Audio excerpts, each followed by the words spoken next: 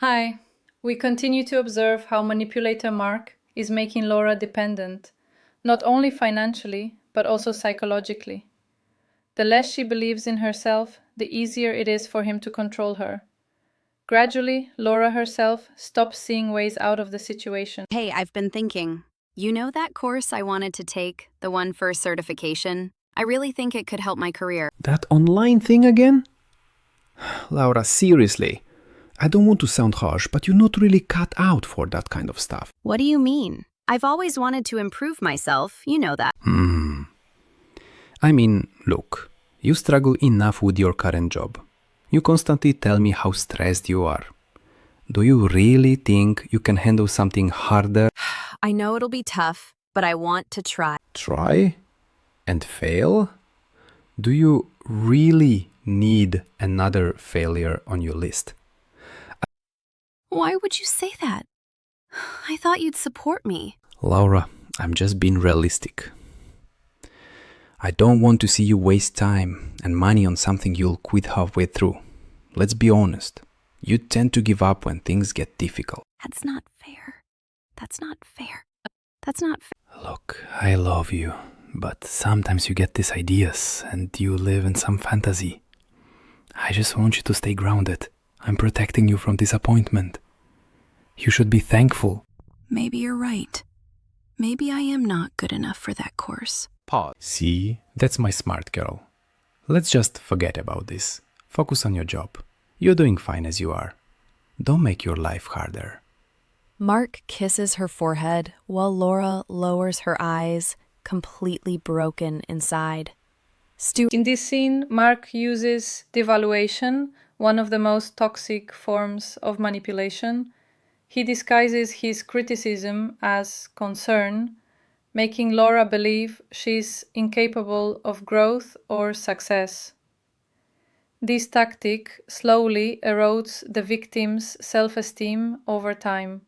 The more she hears phrases like, "You won't make it," "You always give up," "I'm just protecting you," the more Laura begins to internalize these doubts and stops believing in herself.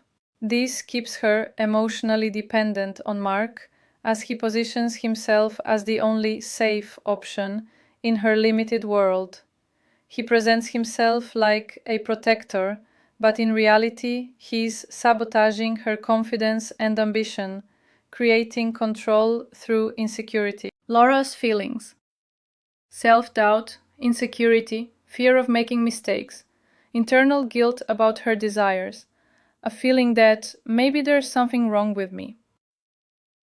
Mark's, the manipulator's, thoughts: control through lowering expectations, keeping his partner in a dependent state, suppressing any attempts at self-improvement, twisting situations to make it seem like he's caring. Tactics used in the series: devaluation, undermining self-esteem, false concern, learned helplessness. How should Laura have behaved in the scene where Mark was belittling her? Recognize the tactic: devaluation disguised as care. Mark isn't offering support, he's subtly undermining her confidence. His phrases, "You can't handle it," "You constantly give up," "I'm protecting you from disappointment," these are classic traps of devaluation. Right now, you're not caring for me. You're trying to make me feel insecure. Don't justify yourself. The biggest mistake a victim makes is trying to defend their competence. I'm trying. This only gives the manipulator more ammunition. They'll find new proof of your weakness. Instead of justifications, solidify your position. I know it's challenging, but it's important to me. Stop the emotional shift. Mark is trying to switch the focus from facts to emotions. You're dreaming again. I'm worried about you. It's crucial here to prevent the conversation from devolving into an emotional swamp. A clear response: Thanks for worrying about me, but this is my choice. I need to give this a shot. Don't let the manipulator substitute control for care. The key trap is that they present control as care. It's necessary to directly separate the emotions. A calm response: I appreciate your support, but controlling my choices isn't supportive. maintain internal boundaries. Even if, after all calm arguments, the manipulator continues to pressure, You're making stupid decisions again. It's already their responsibility. The rule here is, I'm not obligated to convince another person to accept my decision. A final phrase. I decided to give it a try. If I fail, I'll take responsibility. Remember, not all care is good. True care allows freedom to grow. False care binds to fear and dependence. Final concise behavioral formula. Recognize that you are being devalued. Calmly defend your decision without justification.